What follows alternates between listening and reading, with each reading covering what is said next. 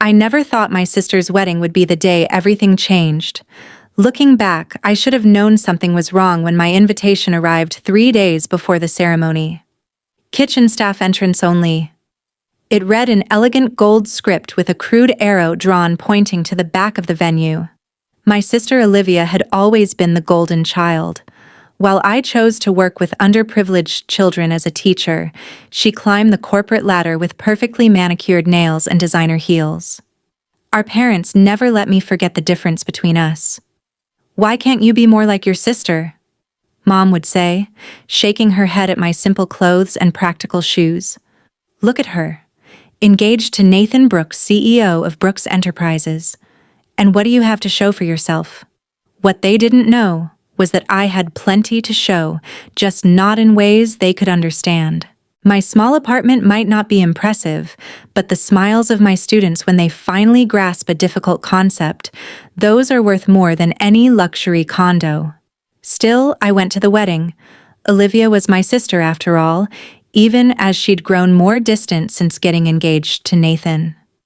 I put on my best dress, not designer, but elegant in its simplicity, and drove my old Honda Civic to the Grand Plaza Hotel. The security guard at the main entrance took one look at my invitation and pointed to the back. "Service entrance only," he said roughly. I found myself walking through the hotel's kitchen, dodging busy staff preparing for what was clearly going to be an extravagant reception. A hostess led me to a small table tucked behind a large pillar practically hidden from the main celebration. Olivia's instructions were very clear, she said apologetically. Family members who might embarrass the couple should be kept out of sight. My hands trembled as I sat down. The table was set with plastic utensils while I could see fine china gleaming on the other tables. A handwritten note in my sister's flowing script sat next to the plastic fork. "Know your place, little sister. Don't ruin this for me." I should have left, should have walked out and never looked back. But something made me stay. Perhaps the same stubborn determination that made me choose teaching over the corporate career my parents demanded. The ceremony was beautiful, of course. I watched from my hidden corner as Olivia floated down the aisle in a gown that probably cost more than my yearly salary. Nathan Brooks waited at the altar, tall and distinguished in his custom tuxedo. He was handsome in that polished way that graces magazine covers, but something about his expression seemed strained. Then he saw me. In that moment, as his eyes met mine across the crowded room, Nathan Brooks, CEO of Brooks Enterprises, did something completely unexpected. He dropped his wedding ring. The small golden band made a distinct ping as it hit the marble floor and rolled, coming to rest right at my feet. As I bent to pick it up, memories from 15 years ago came flooding back. I was 19, working my way through college at a small coffee shop in Boston.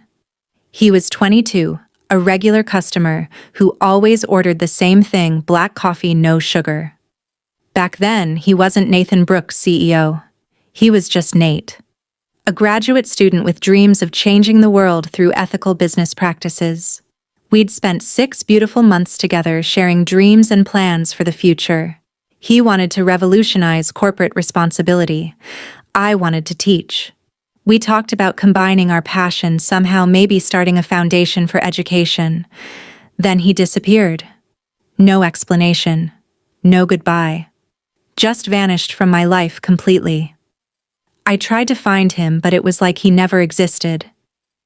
A year later, I saw his photo in a business magazine. Nathan Brooks, heir to Brooks Enterprises, engaged to a wealthy socialite. My heart broke all over again. Now here he was, staring at me like he'd seen a ghost, while my sister, his bride, watched in confusion. "Nate," I whispered, holding out his wedding ring. The color drained from his face. Olivia's perfectly plucked eyebrows furrowed in confusion. "Nathan, darling, do you know my pathetic little sister?" But Nathan wasn't looking at his bride anymore. His eyes were fixed on my left hand, where I still wore the small silver ring he'd given me 15 years ago at that coffee shop in Boston. The one with the inscription, "To my Claire, who taught me what really matters." "Claire," he breathed, and in that one word I heard 15 years of regret. Olivia's voice turned sharp. Nathan, what's going on? Before he could answer, a distinguished older man rose from the front row. Henry Brooks, Nathan's father and founder of Brooks Enterprises. His face was thunderous as he approached the altar. Son, his voice carried across the suddenly silent room, please tell me this isn't the same Claire. The same Claire. The words hung in the air like storm clouds. What did he mean, the same Claire? Nathan straightened his spine. And for a moment I saw the Nate I used to know. The one who wanted to change the world. Yes, father, he said clearly. This is Claire Chen, the woman you paid $5 million to disappear 15 years ago. The room erupted in chaos. Olivia's perfect wedding dissolved into confusion. Guests began whispering, phones recording everything. My sister's face had turned an interesting shade of red that clashed horribly with her white dress. $5 million? I stood up slowly, my teacher's salary suddenly feeling very different. You paid me to disappear. Henry Brooks straightened his expensive tie. I paid your mother, he said stiffly. She assured me you'd never contact Nathan again, said you agreed it was for the best. My mother. Of course. The pieces started falling into place. Mom's sudden insistence that I transfer universities that year, the mysterious deposit in my college fund, her constant reminders that Nathan was out of my league. You knew. I turned to my mother, who was trying to disappear into her seat. You took money to separate us. It was for your own good. Mom stood, her designer dress rustling. Look at you, a teacher living in a tiny apartment. Nathan needed someone who could understand his world. Olivia was perfect for him. Perfect? Nathan laughed bitterly. Perfect for the company image, you mean? Just like that socialite you tried to set me up with after Claire left. Did you tell Olivia about that too, father? How you've been orchestrating my relationships for 15 years? Olivia finally found her voice. Nathan, darling, surely you're not comparing my worthless sister to me. I mean, look at her dress. It's not even designer. No, Nathan said quietly. It's handmade. Claire always said the most valuable things are made with love, not money. He turned to me. You still make your own clothes? I nodded, throat tight. He remembered. This is ridiculous, Henry Brooks boomed. Son, you have responsibilities? The merger with Olivia's father's company? The merger. Nathan's voice turned cold. Is that what this wedding is really about, father? Another business deal? Olivia went pale. What do you mean? A business deal? Oh, please. Nathan turned to her. Your father's company is failing. This marriage would save it. That's why he pushed so hard for you to date me, isn't it? Gerald Whitman, Olivia's father, jumped up. Now see here. But Nathan wasn't finished. He reached into his tuxedo jacket and pulled out a USB drive. I found some interesting documents last week, father, about what really happened 15 years ago, about the real reason you wanted Claire gone. Henry Brooks's face turned ashen. Claire wasn't just my girlfriend back then. Nathan continued, his voice carrying across the silent room. She was also volunteering at a youth center in South Boston, a youth center that was about to be demolished for one of our developments. A development that would have displaced hundreds of families. I remember that fight. The community had been organizing protests, and I had been helping them. Nathan had been supportive, even talked about finding alternative locations for the development. Claire was organizing the community, Nathan went on. She was good at it too, really good. The media was starting to pay attention. If that development had failed, it would have cost the company millions, but more importantly, it would have shown that Brooks Enterprises could be beaten. He turned to his father. That's why she had to go, isn't it? Henry Brooks collapsed into his chair. So you paid her mother to make her disappear? Nathan's voice was ice. You destroyed evidence of our relationship. You even donated to her new university to ensure she'd be accepted for a transfer. Also perfectly arranged. I did what was necessary for the company, his father muttered. The company? Nathan laughed. The company that's now mine. He turned to the shocked guests. Oh yes, as of last week I'm the majority shareholder. Father signed over control as an early wedding gift. Ironic, isn't it? He walked over to me, ignoring Olivia's squeak of protest. Claire, he said softly.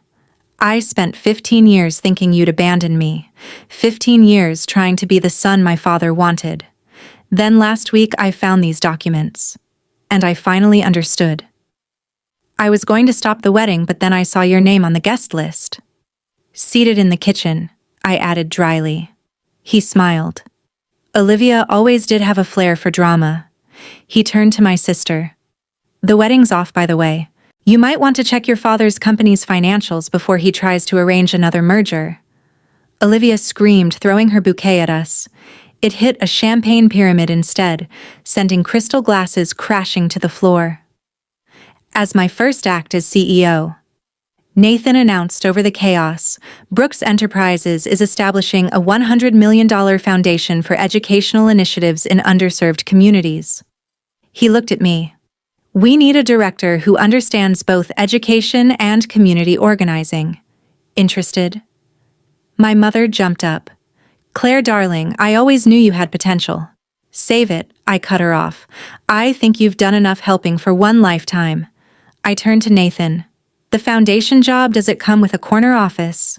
He grinned. Only if you'll have dinner with me first.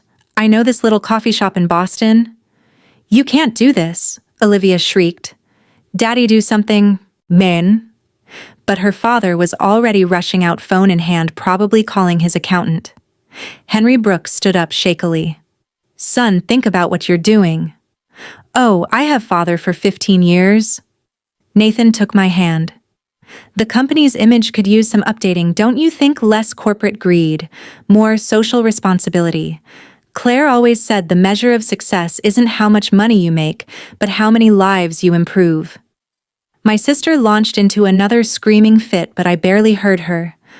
I was looking at the small silver ring I'd never taken off, remembering a young man in a coffee shop who wanted to change the world. You kept it, Nathan said softly, touching the ring. You came back, I replied. 6 months later, the Brooks Chen Educational Foundation had already funded 50 community programs. Olivia eventually married a minor European prince who ironically believed in socialist policies. My parents suddenly became very interested in charitable giving, though their invitations to family events mysteriously got lost in the mail. Henry Brooks retired to a villa in Italy, though he did send a surprisingly heartfelt letter of apology. I framed it next to the newspaper article about our foundation's launch. As for me and Nathan, we still go to that coffee shop in Boston. He still orders black coffee, no sugar. But now, when we talk about changing the world, we actually do it. The small silver ring finally has a companion, a simple gold band that matches it perfectly. The inscription, to my Nathan, who came back to what really matters. Sometimes the best revenge isn't about getting even, it's about getting it right.